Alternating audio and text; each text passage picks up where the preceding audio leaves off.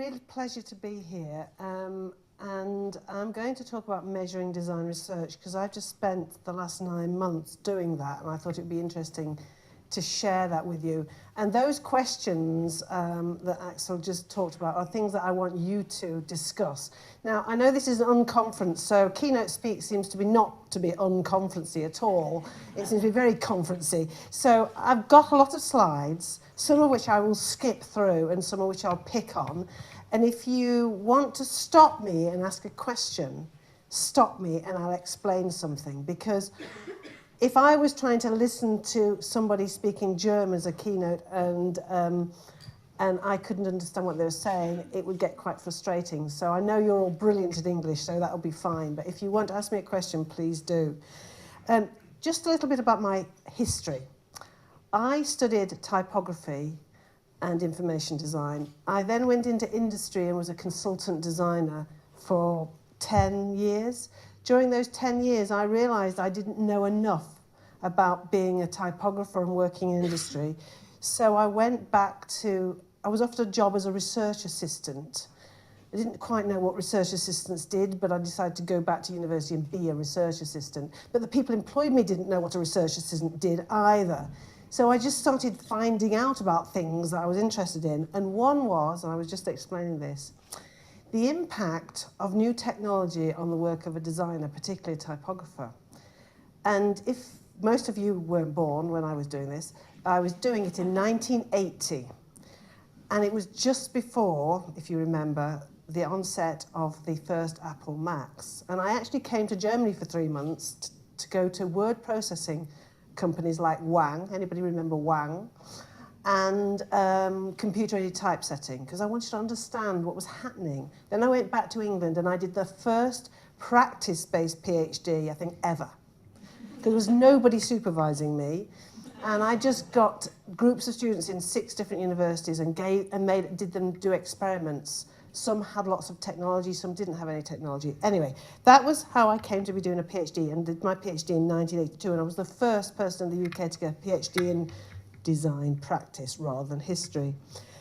Coming forward to 2006, I was offered a lot of money, not personally, well, quite a bit, but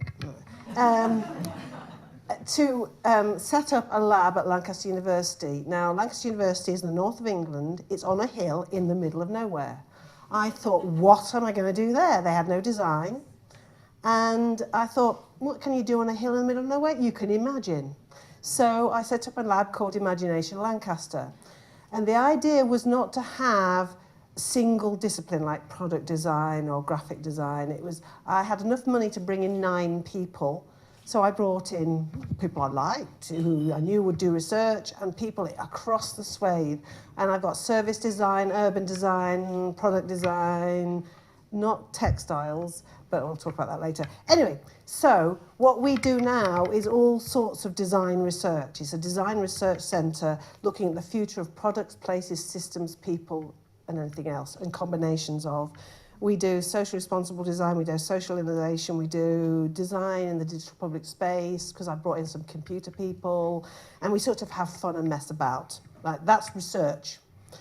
And then we have to start to measure it, because in the UK, we've also been successful. I think the lab's probably brought in about £30 million in the last 7 years to do research on different groups and different people.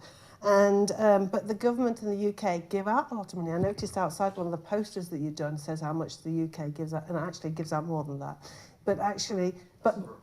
Yeah, well, it does, because I've got most of that. But actually, if you want to get money, you have to get measured in our system. So what I do is share with you what's been happening in the measurement of design research in the UK. If it gets tedious, because didactic in English, I went to the didactic session, I was listening to that.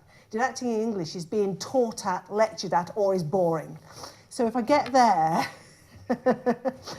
then tell me. All right, so measuring. So this is what I'm going to talk about. There have been UK research assistants periodically They started in 1991. Art and design didn't sort of get on the block until 1992. And it was vaguely in it. But it's UK research of all research in all universities in the UK. I was on the research assessment in 2008. I'll explain what that meant. And I've just done it this year. I'm going to explain the whole system and the criteria. I'm going to show you the sorts of results that came out and what was assessed as highly ranked research. And while you're doing it, when we get to that point, I'm going to ask you whether you'd rank this piece of research high or not. So start thinking. Right, so in 1982, when I did my PhD, there's quite a lot of people talking about theory. If you remember Bruce Archer and the design methods people and all that, that had been around a long time.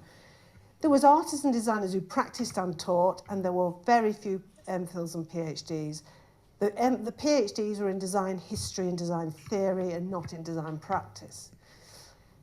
2002, we had an exercise, and in that exercise, 75 universities submitted art and design staff.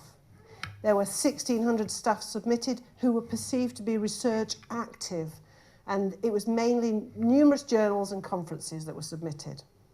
This is output, I'll explain that later. So, but then in 2008, I was on the panel, and the RAE, the Research Assessment Exercise, is a process of expert review, discipline-based expert panels assessing submissions. So there was about 20 of us on a panel, chosen to be on a panel, and we were there to assess research. And for the purpose of this exercise, it was called the Research Assessment Exercise, research is understood to be, and if you start listening to the words, because when you assess, you're actually reading and assessing the words carefully, as original investigation undertaken in order to gain knowledge and understanding.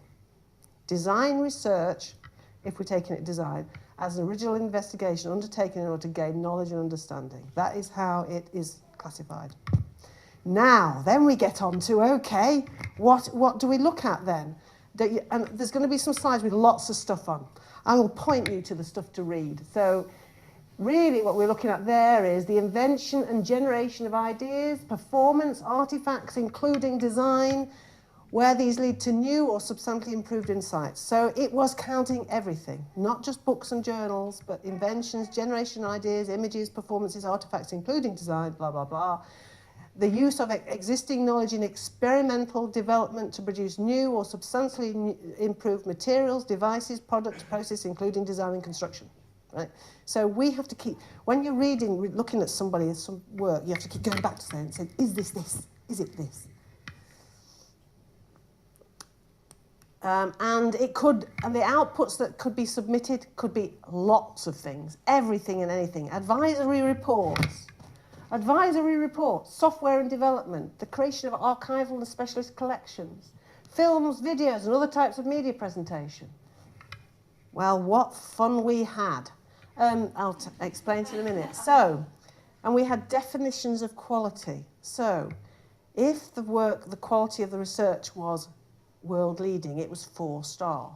If it was internationally leading, it was 3-star. If it was 2-star, it was internationally recognised. If it was 1-star, it was nationally recognised. Okay? So imagine you're looking at some work and saying, is it world leading? Is it internationally excellent? Is it recognised? Is it nationally recognised? Right. And in 2008,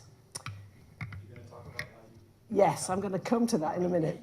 In 2008, tell me when I'm just slowing down too much. In 2008, 70%, the scoring was you marked the outputs. So every institution submitted work, 4 pieces of work from all research active staff. Right? So in your institution, you had to decide who was your research active staff, first of all. And there were lots, you can imagine. Because people were starting to think, will my job go if I'm not submitted here? Because actually being submitted means that the university gets money. So the universities get money based on how many 3- and 4-star staff they have. Right? It gets complicated, but we can rush past that in a bit. But you have to submit the outputs, 4 outputs for every person, in portfolios, or as a book, or a play, or a film, or whatever. And you have to submit a statement about the environment in which those people operate, how many PhDs they have, or how many PhDs have actually graduated, how much funding you get in, etc. And there's some statistics as well, right? Quite a lot of counting on that one. And then there's esteem factor. Has Rachel Cooper given lectures in every country in the world? Is she esteemed, right? Has she advised the government? Has she advised the local authority? Has she advised Apple? Has she, esteem factor? So there was a statement for every single person or the group of people on their esteem factor, all right? Isn't this fun? And then we had to, the department got an overall quality profile. So you would mark how many of the outputs are 4-star, 3-star. So that's, 10 in this institution were 4-star, 25 were 3-star, 40 blah, blah, blah, blah. 10 were unclassified, that meant they were crap. And then the research environment, and then the esteem. And these were weighted, so 70% output, blah, blah, blah, blah. And then you got an overall quality profile. You got funded on the percentage of 4- and 3-star research. So the whole aim of the game is to get as many people, or to get as many people in who are that quality, and to write your narrative about your place to get that, and to get your esteem factors there. Right, okay? So I'll keep on going because we could be here all night. So jump forward. So we did that. Now I'm going to explain the detail of it because this is the one I remember most because I've just been doing it. But it's very much like the past one. There's just some changes and you'll notice the changes and they're quite important. So this time, art and design was, in the previous one, art and design was separate to art history and design. It was also separate to architecture. This time, art and design, history, practice and theory were all grouped together. So the art and design practitioners were in the same room as the people from the Courtauld or the Oxford University art history department. Some interesting discussions went on there. And we were also in a bigger panel with all those others. So we didn't meet, we were in a cluster. So there was a head of panel D who made sure that we were scoring very similarly to the classics and the philosophy people. That there was no, we weren't scoring all ours high and they were low and whatever, because the government wanted to see some sort of parity across the board. Right, this time, note, there's a change in word. Where is the changed word? Impact. We no longer have esteem. We have impact. So, and if you notice the percentages, outputs have gone down 5%. Environment's gone down 5%. Impact is 20%. It's all very political. So now let's come to Output 2014. Haha, this is the sort of words we had to translate. So, world leading is to see evidence of or potential with things gone. Potential for. How do you see potential for in a paper? And some of the following types and characteristics across and possibly beyond its area of field. A primary or essential point of reference. So I open a box and there's a toilet handle in it. Is this a primary point of reference or not? A profound influence. Instrumental in developing new thinking practices, paradigms, a major expansion, outstandingly novel, as opposed to significantly novel. Now, I know I've been sitting in sessions where you Germans have been talking about language and words, but here we go, hey? How, when you're looking at a book and you're reading it, or you're looking at a research output or a piece of textiles, do you decide whether it's a major expansion or a significant expansion? Right. So, and we go on. So here we go. So when you're in the 2 category, because you don't get funded there, it starts getting a useful contribution. And a useful contribution of minor influence. So we're sitting there with output, making decisions on what score they should get based on this language. You can imagine the discussions we have. Right, then the outputs. We as a panel decided we would neither receive nor make any use of citation or bibliographic data to inform our judgments. So if you're in a management panel, in management panel, they say there's A journals, there's B journals, there's C journals. And we'll rank it a 3 if it's a C journal, but if it's an A journal, it'll be a 4-star, right? We decided because art and design is so broad and we were encompassing everything, sort of research outputs, that we were not going to use bibliometric data or citation. We're also not going to privilege any journals or conference ranking lists, the standing of the publisher, the medium of the publication, where the research out is published. Where, however, it's site-specific, there may be some discussion about that, and I'll explain that later when we'll come to an example. Outputs.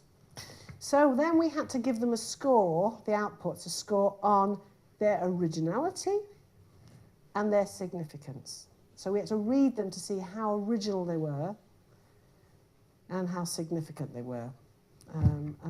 We can talk about that forever.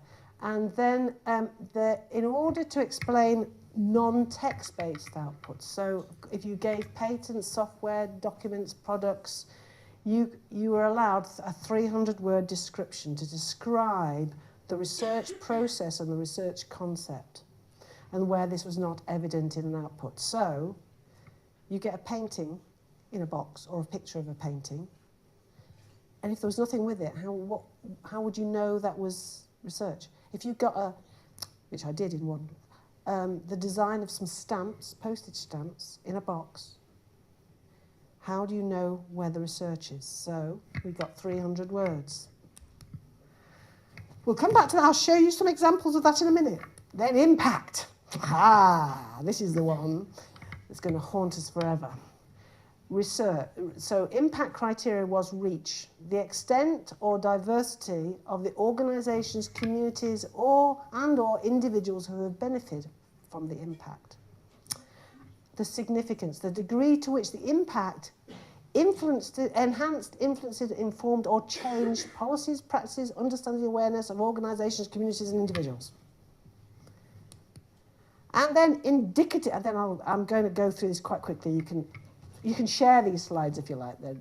But indicative range of impacts was things like civil society, informing and influencing the form, content of associations between groups and people's groups, cultural life, creating and interpreting cultural capital, economic, creating wealth, education, informing and influencing the form or content of education other than higher education. So we could not include outputs that were just purely to inform our own students in a higher education, but actually the impact had to be on, say, producing material for primary school or secondary school or general education. Policy, public discourse, public services, so some more impacts. Examples of impact. Now this is quantitative, so sales figures for books, audience figures for exhibitions or concerts or what have you, funding from public bodies, evidence of use in education materials beyond the submitted AGI, tourism data, audience figures, visitor numbers, growth in small businesses in the creative industries, generation of new products, citations, progress, citations in reviews outside academic literature. So if your exhibition was reviewed outside academic and somebody said it was great, that's fine. Prizes, etc. So a whole lot of stuff that you could include in your impact statement to say this had impact. Now what we did in impact was we didn't have to write impact about everything. Each institution had to for every 10 members of staff, you had to submit one impact case study. That didn't mean all those 10 people had an impact. Lancaster submitted me as an impact. But my research, so my research in one particular area about the design of cities was submitted, and the influence I'd had in government. So partly esteem came into there, but also you had to prove that your research was used by somebody else and of value to those people. So I got quotes from government ministers, I got quotes from the local authority who had been using the research. We have to give evidence that that research had an impact. So it was one case study for every 10 members of staff submitted.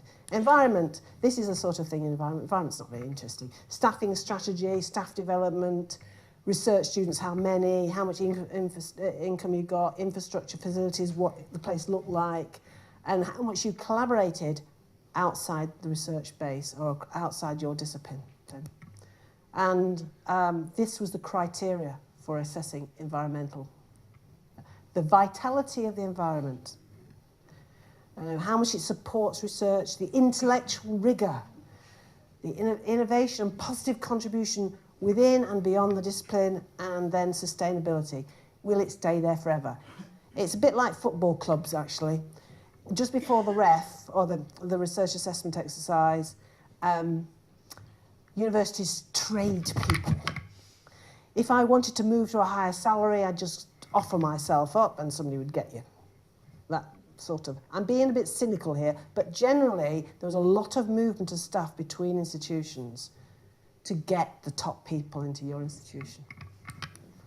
Right, 2008, there were 46,000 outputs submitted to the REF, to the RAE. They changed their name, it doesn't make any difference, and actually it went down in 2014.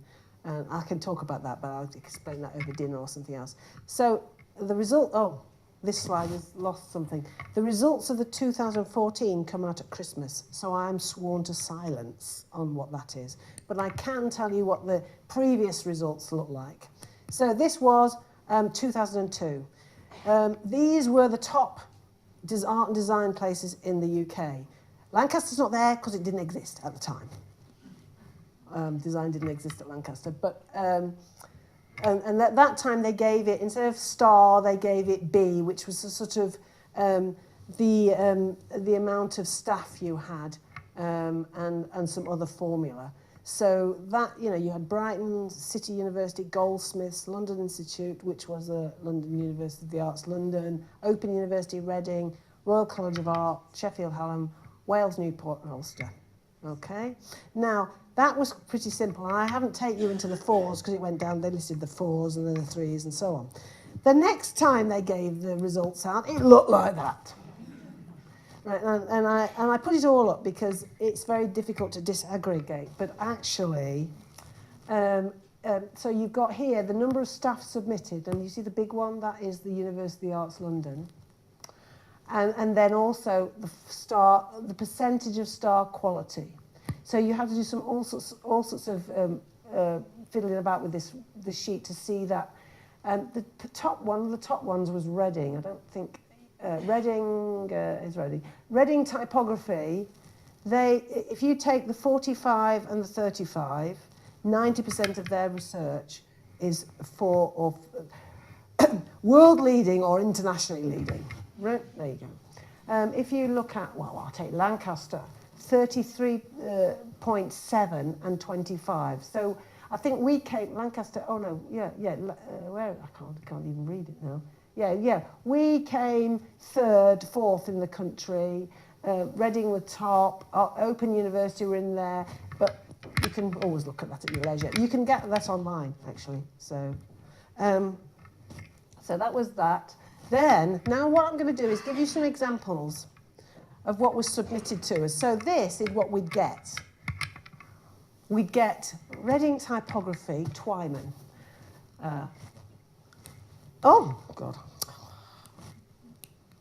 Reading typography, Twyman.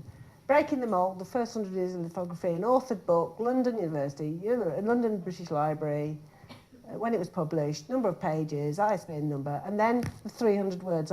And you'll see on some of these it just keeps on going. But the first sentence is always key. This book is an edited version with the extensive footnotes of the author's Panizzi lectures. The book highlights blah, blah, blah, blah, blah, and that's what we would tell you. And from that, you've got to work out what the research is, what's the originality and the significance, and then you get the book. Well, I'm sorry, that was the picture I could find of it, but there you go. Let's take it. So what would you give that? Let's go back. What would you give that? This book highlights the ways in which life printing. Now, how has this world leading? Has it had magnificent international? It's very interesting how you make decisions about this. Anybody got a view? Vote. 4-star, 3-star, 2-star, 4-star. You're right. Reading Typography Walker, Children's Book Design Database. So this is a database.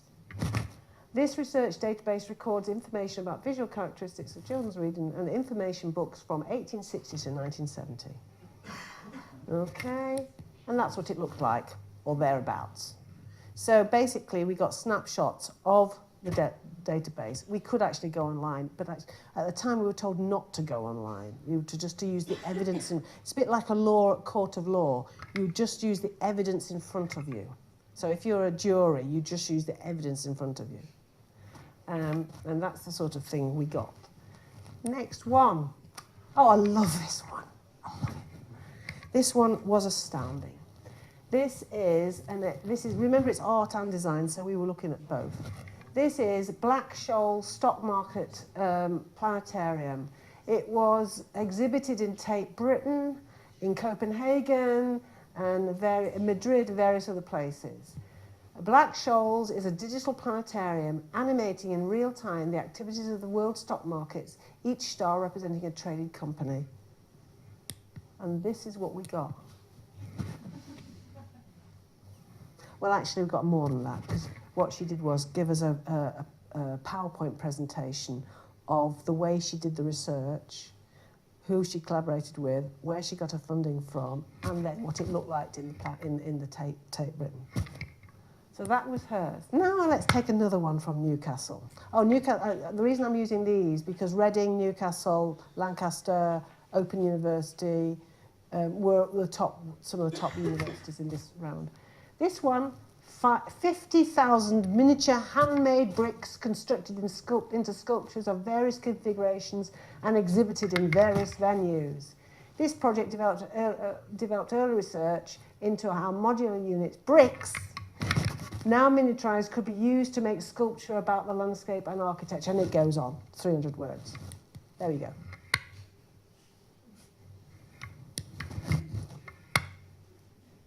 So assess that. Tell me what score you'd give that one on significance and originality. Ulster, Seawright. Some of these people are my friends, so don't say anything. Paul Seawright was on this ref with me. Authored book, but Paul is a photographer. An exhibition of 16 large photographic works commissioned by the Arts Advisory Panel, IWM, from invited shortlist, and then he gives us where it was, and 30-minute documentary on him, and 40-minute and this, that, and the other, and that's the book cover. Sorry. Can I ask a brief question? Yeah, sure. I need a quantification here. There were some 40,000 pieces of output, and you were 20. No, 40,000 to the whole of the ref for all subjects. There were 8,000 to our panel. For the 20th. So this time, this is 2008, because I can't show you the results of 2014, but this time we had slightly less. I think we had 7,000. Do you have like a minute for every output? I'm not saying anything how long we spent on it. But I had personally 500 to look at between March and July. So how was that with the PowerPoint presentation that the one I just did? Right, now, we have moved on technologically. The first time we did, the first time I did it in 2008, most of the outputs were in what they call portfolio form. Now, can you imagine you're an art design department preparing your portfolios? that's an art form in itself. You know, what are they going to be designed like? What size are they going to be like? What's it going to be the cover? How do you open it? What's the experience for the panellist? And that was quite important because you got some that were really awful. You thought you opened it. Well, how do I open it? And what's in the box? And what does it look like? And what am I supposed to be looking at? You know, so it affects. You think of the psychology. You be psychologists. You know, service designers or you know, so we. 2008, we had lots of boxes. We had so many, and because all the other panels are mainly journal articles or books. Basically, what happened is, panelist one get calls for their books that they want, right? And they read them, and then they send them back to the warehouse because all the universities send it to a big warehouse, and then the other person, panelist number two, because two people have to read them, so we all have to read. We have to read two each. I mean, double reading, if you know what I mean. But we were starting in 2008, and we were going, we're going to be doing this forever, because by the time I'd sent mine back, and they, you know, it was going around like so, because there were portfolios. So we said we went on strike. We want to go to the warehouse. So about 8 of us at a time used to go to the warehouse, and people, ladies on trolleys with, you know, sort of like, you know what a trolley is? You know, used to bring these things stacked up, and we were all in a room, and we used to open them up. It was like Christmas. To open them up and say, oh my God, how awful, or oh, this is wonderful. And actually, it was a wonderful experience. You saw some amazing stuff. You learned so much about what's going on. It's fantastic. But we had to all sit around the table, and they had to pay for us to be in a hotel for like weeks on end looking at stuff. So this time, in 2014, they said, no way are we going to get these panellists sitting together talking to each other. No way. So we had a whole online system that I could do another lecture on, right? I could do another lecture on. We had to, it was horrendous. A lot of stuff people have now digitally uploaded, even papers and journals, so we just downloaded the PDF. So that was a nightmare as well. Can you imagine 500, we're all blinking reading them on the screen, you know, because they wouldn't pay for us to print them out. Or if we had portfolios, what we did as a team now is I would say to the person I was reading most with somewhere, I'll come down to you, you order them, I'll come down and we'll read it together. It wasn't really allowed, but we did it. And so it's a whole industry. Right, okay, right, Paul C. Wright. Now here we, Cooper. Oh, this was one of mine. So this book is an equally co-authored book resulting from 4 years of research and theoretical development based on the author's combined generic research and experience over 12 EPSRC. You've got to put your money in. How much money you got? £1.4 million to write this book. And there it is. Lancaster Quick, a colleague of mine, he is a co-director of a performance company. This went into art and design, and he produced a sort of play/film thing called Hotel Methuselah, and obviously some video extracts of the film were there and stuff like that. Sheffield Hallam, here we are, this is in the real design world. So here we have, in this project, Chamberlain took the central role in introducing entirely new approaches to medical drug delivery connectors, using a haptic cognitive approach to reduce problems of mismatching that had led to fatal accidents. So these are some things called Lua connectors, and he worked with medics on that. And then Jim Roddis, who is another friend of mine.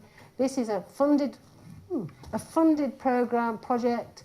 Essential, it was funded, so that's quite good. Tick. Example of practice-less methodology at Sheffield Hallam. It led to the design of concepts, patent material, formulations, new products in manufacture, architectural and artistic works that exploit the materials and techniques. Basically, he designed a new material out of waste glass. He was a glass designer, but he took all the technology, and the patents are all there. And that's sort of the evidence, the sort of materials and how his materials were used. And here ends the lesson. Now, that's what we've done, and I'm sorry if it was quite tedious, but you know, there's a really serious issue about how you measure design, particularly if you get research funding in the UK, you get to be measured. And we're getting more research funding, and the research funding from research councils, but also the government gives universities pots of money. And if you're in a university and you're art and design, you do not want to be seen less than other departments. So at Lancaster, because we came in about third in the country for design research, art and design research, and physics came first, we were sort of thought, ooh, they were almost as good as physics. So there's a whole seriousness about this. There's also a seriousness about that being valued by the government. I was at a meeting not long ago with two bodies, the TSB, which is a big government funding body for industry, and the Arts and Humanities Research Council, who fund industry. They were talking about collaborating, and the woman from the Arts and Humanities Research Council said, design research is rated one of the top areas in the country for its research. That means we will give it money because it's been rated highly. Isn't it interesting, though, that who is rating themselves? So the next big thing is impact's going to get bigger. Yeah, thank you very much, Rachel. Well, so